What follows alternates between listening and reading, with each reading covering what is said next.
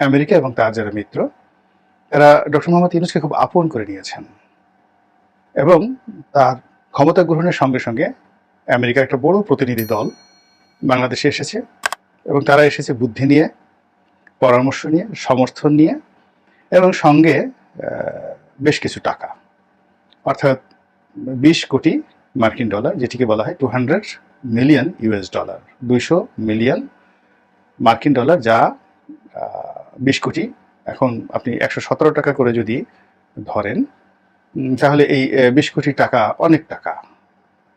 তো সেই টাকা সরকারকে সাহায্য দেওয়া হবে ইউএস এইড নামক একটি প্রতিষ্ঠানের মাধ্যমে।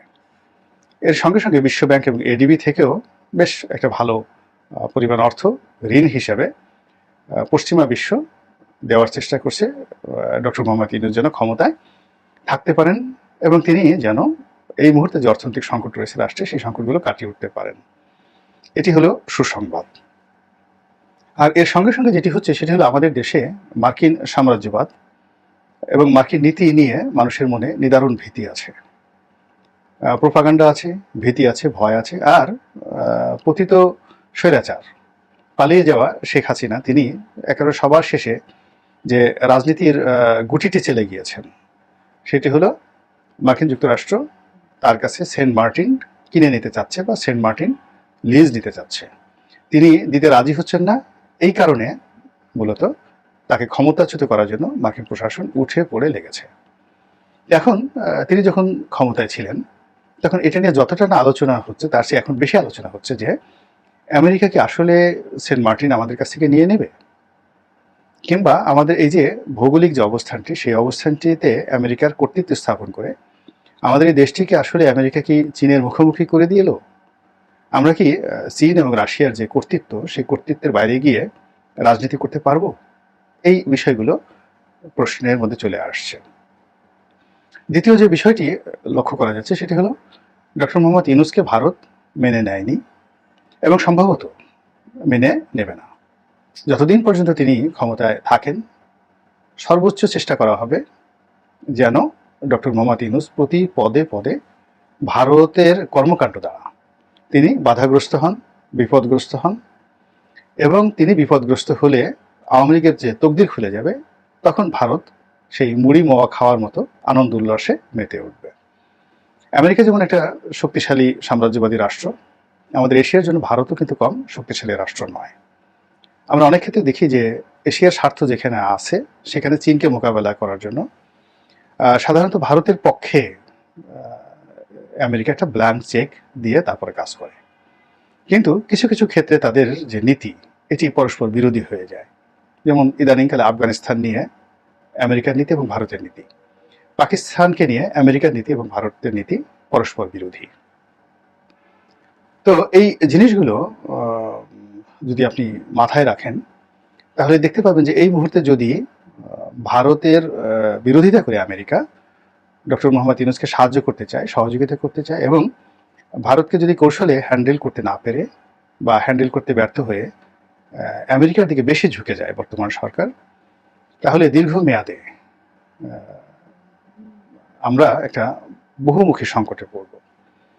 এখানে একটা কথা বলে নেওয়া ভালো, খুবই ভালো, সেটি হলো আমেরিকা যাদেরকে বন্ধু হিসেবে গ্রহণ করে, তাদের নিজেদের দেশে গণতন্ত্র আছে ঠিকই, কিন্তু এখানে দুই ধরনের বন্ধু। একটা হলো কৌশলগত বন্ধু, যেটি তাদের রয়েছে ফ্রান্সের সঙ্গে, ইউরোপের গণতান্ত্রিক দেশ ইংল্যান্ডের সঙ্গে, কানাডার সঙ্গে, অস্ট্রেলিয়ার সঙ্গে। তো কৌশলগত বন্ধুত্ব যাদের সঙ্গে, সেখানে তারা গণতন্ত্র প্রতিষ্ঠার জন্য একত্রে কাজ করে, এমনকি তারা যুদ্ধ বিগ্রহ একত্রে করে এবং যত লাভ হয় যুদ্ধের ময়দান থেকে গনিমতের মাল হিসেবে গত 100 বছর ধরে তারা এই টাকা পয়সা ভাগাভাগি করে। কিন্তু এর বাইরে তারা যাদের সাথে বন্ধুত্ব করে শুধুমাত্র ট্রেড অ্যান্ড কমার্সের জন্য, ভৌগোলিক গুরুত্ব বিবেচনায়, তো সেই দেশগুলো সবই স্বৈরতান্ত্রিক।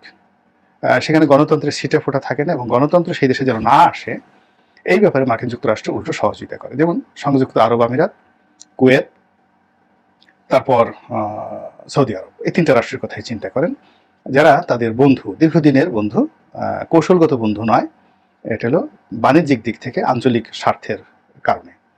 তো বাংলাদেশের সঙ্গে যদি আমেরিকার এই মুহূর্তে বন্ধুত্ব হয়, সেটি অবশ্যই কৌশলগত কারণে হবে না, সেটি বাণিজ্যিক কারণে হবে এবং অন্যান্য স্বার্থ সংশ্লিষ্ট ভৌগোলিক কারণে হবে।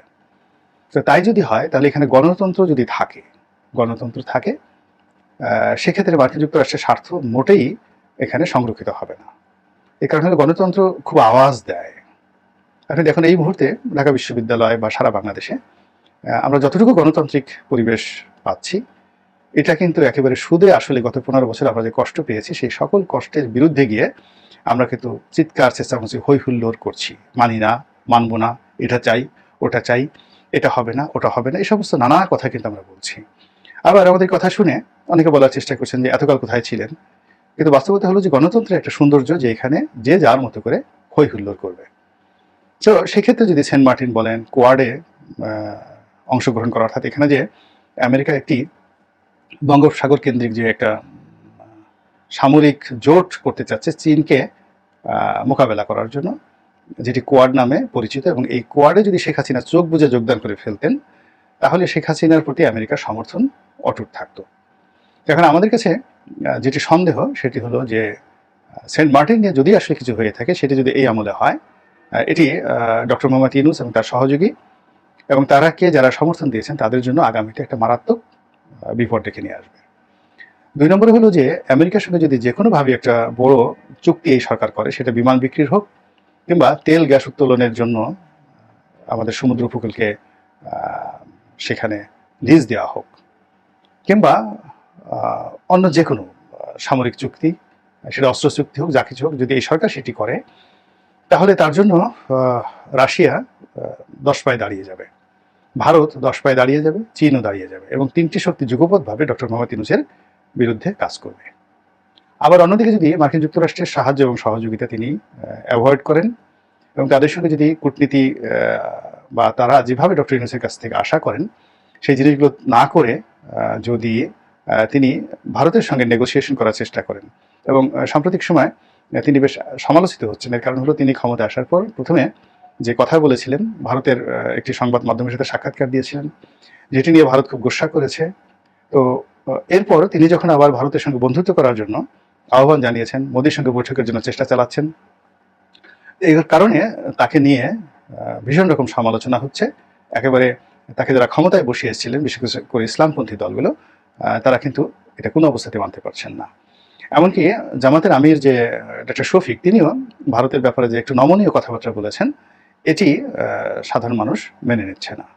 তো এই যে একটি অবস্থা, অর্থাৎ ভারতের সঙ্গে, চীনের সঙ্গে এবং মার্কিন যুক্তরাষ্ট্রের সঙ্গে একটি কৌশলগত সম্পর্ক স্থাপন করা, কূটনীতির দিক থেকে একটা ব্যালেন্স, ভারসাম্য রক্ষা করা, এবং সেই কাজ করার জন্য তার একটি শক্তিশালী, যারা ফরেন ডিপ্লোম্যাসিতে খুব এক্সপার্ট, এরকম একটি কমিশন লাগবে, এরকম একটা কমিটি লাগবে, বিরাট শক্তিশালী একটি কমিটি লাগবে। এবং ইমিডিয়েটলি রাষ্ট্রদূতের যে পদগুলো রয়েছে, বিশেষ করে দিল্লিতে, বেইজিংয়ে, সৌদি আরবে, সংযুক্ত আরব আমিরাতে এবং আমেরিকাতে, এই পদগুলোতে একেবারে দক্ষ, অভিজ্ঞ এবং ওনার খুবই বিশ্বস্ত লোক তাকে নিয়োগ করতে হবে। তা না হলে আমরা সবাই দীর্ঘমেয়াদে ক্ষতিগ্রস্ত হব এবং ডক্টর ইউনূসও ক্ষতিগ্রস্ত হবেন, এবং সেই ক্ষতির সীমা এবং পরিসীমা কিন্তু নেই। যদি আমেরিকা এখানে দীর্ঘমেয়াদে এটিকে ইয়ামেন বানানোর চেষ্টা করে, লিবিয়া বানানোর চেষ্টা করে, সিরিয়া বানানোর চেষ্টা করে, সৌদি আরব বানানোর চেষ্টা করে, সংযুক্ত আরব আমিরাত বানানোর চেষ্টা করে, বুঝতে পারছেন যে এটা এই বাঙালির জীবনে আরেকটি বিপর্যয় ডেকে নিয়ে আসবে। আবার যদি তিনি সেই আমেরিকার যে কূটকৌশল, দীর্ঘমেয়াদী কূটকৌশল, এই কূটকৌশলগুলো না বুঝে ঠিক ভারতের সঙ্গে যদি শত্রুতা করেন, আবার মিত্রতা করেন, সেটিও তাকে কিন্তু উভয় সংকটের মধ্যে ফেলবে। দেশের চলমান রাজনীতির অস্থিরতা, আইনশৃঙ্খলা অবনতি, মানুষের সীমাহীন অভাব এবং অভিযোগ, এবং তার সঙ্গে সঙ্গে বিগত সরকার যে সকল জায়গাতে সর্বনাশ করে গেছে দেশের, তো সেই সকল জায়গার মেরামতের জন্য তার যে সময় দরকার, সেই সময়টি আমেরিকা যেটা চাচ্ছে সেটি হলো যে এটিকে কলা কৌশল করে 4 বছর, 5 বছর, 6 বছর বাড়িয়ে নেওয়া। আর বিরোধী রাজনৈতিক দলগুলো এটা কোনো অবস্থাতে তারা দেখবেন যে উইদিন ডিসেম্বর, নভেম্বরের মধ্যেই রাজনৈতিক দলগুলো তাদের ধৈর্য হারিয়ে ফেলবে। এমনকি জামাতও এখন যেভাবে ডক্টর ইউনূসের পক্ষে কথা বলছেন, সেই ধৈর্য তাদের থাকবে না। তো এই রাজনৈতিক দলদের যে মুখ বন্ধ করতে হলে, তাদের কাছ থেকে সাহায্য এবং সহযোগিতা পেতে হলে, এখানে দৃশ্যত ডক্টর মোহাম্মদ ইউনূসকে কতগুলো সফলতা দেখাতে হবে, চমক দেখাতে হবে, যেগুলো রাজনৈতিক দলগুলো কখনোই পারেনি। যেমন দুর্নীতি, দুর্নীতি প্রথমত বন্ধ করতে হবে যতটা সম্ভব। দ্বিতীয়ত চিহ্নিত দুর্নীতিবাজ সকল দলের, এখন আওয়ামী লীগের লোকজনদেরকে ধরা হচ্ছে, আমার কাছে মনে হচ্ছে বিএনপি করে, জামাত করে, এরকম অনেক লোক আছে দুর্নীতিবাজ। জাতীয় পার্টির অনেক বড় বড় দুর্নীতিবাজ রয়েছে। তো তালিকা করে করে দৃশ্যমান এই সকল দুর্নীতিবাদদের বিরুদ্ধে যদি খুব একেবারে ব্যবস্থা নেওয়া হয়, মানে বিশেষ করে আমলা এবং ধর্মীয় নেতা বা বুদ্ধিজীবী, সাংবাদিক, এই সমস্ত লোকজন যাদের আসলে অর্থনীতিতে তেমন কোনো অংশগ্রহণ নেই, কিন্তু এই মুহূর্তে আমার কাছে মনে হচ্ছে যে যারা ব্যবসা বাণিজ্যের সাথে জড়িত তাদের ব্যাপারে সরকারের নমনীয় হতে হবে। কিন্তু আমলা কামলাদের ব্যাপারে নমনীয় হওয়ার একটু দরকার নেই। কিন্তু যারা বিভিন্ন মাজার ব্যবহার করে, বিভিন্ন মসজিদ ব্যবহার করে, সরকারি পদ পদবি ব্যবহার করে, রাজনৈতিক পদ পদবি ব্যবহার করে ঢাকাতে বাড়ি গাড়ির মানে রীতিমতো বহর এবং বন্যা ছুটিয়ে দিয়েছেন, তো তাদের বিরুদ্ধে যদি ডক্টর মোহাম্মদ ইউনূস ব্যবস্থা নেন এবং 100 জন এরকম তালিকা করে করে তাদেরকে যদি ধরেন, মুহূর্তের মধ্যে জোকের মুখে যেভাবে চুন পড়ে, অনেক রাজনীতিবিদ, অনেক রাজনৈতিক দল, তারপর অনেক গোষ্ঠী, পেশাজীবী সংগঠন তারা চুপসে যাবেন মুহূর্তের মধ্যে। এটি একটা চমক হতে পারে যেটি তিনি ওই দিন 1 সপ্তাহের মধ্যে এই জিনিসটি তিনি করতে পারেন। আর আইন শৃঙ্খলার ব্যাপারে এটা পরামর্শ দেওয়ার মতো কিছু নেই। এখানে আসলে যারা এই কর্মে নিয়োজিত আছেন তাদের সাহায্য লাগবে, সহযোগিতা লাগবে, মোটিভেশন লাগবে, এবং এখানে ঠিক ওইরকম ক্যারিসম্যাটিক সাহায্যকারী সহযোগিতা লাগবে। আর সর্বোপরি যে সকল তরুণ বন্ধুরা এই আন্দোলনে নেতৃত্ব দিয়েছেন, যাদের আচার আচরণে ব্যবহারে ইতিমধ্যেই সারা দেশে নানা রকম বিতর্ক তৈরি হয়েছে, তাদেরকে ডক্টর মোহাম্মদ ইউনূসের উচিত ইমিডিয়েটলি তাদেরকে নিয়ন্ত্রণ করা, তাদেরকে বশীভূত করা, এবং এই সকল তরুণদের যেন কোনো অবস্থাতেই ভবিষ্যৎটি নষ্ট না হয়ে যায়, তাদের ব্যাপারে যেন জনগণ বিক্ষুব্ধ না হয়ে পড়ে, এই ব্যাপারে কার্যকর ব্যবস্থা গ্রহণ করা। এবং সেই কাজ যদি তিনি করতে পারেন, তাহলে হয়তো ভারত বা আমেরিকা তাকে সাহায্য করুক বা সাহায্য না করুক, তাতে খুব বেশি অসুবিধা হবে না। কিন্তু স্বয়ং যদি জো বাইডেন এসে বাংলাদেশে বসে থাকে, তবুও তার কোনো লাভ হবে না। যদি নরেন্দ্র মোদী স্বয়ং তাকে সাহায্য করতে চান, তবুও সাহায্য পেয়ে তিনি কিছুই লাভবান হবেন না, তার দ্বারা কোনো মানে ভালো হবে না, যদি সত্যিকার অর্থে দেশের জনগণ তাকে পছন্দ না করে।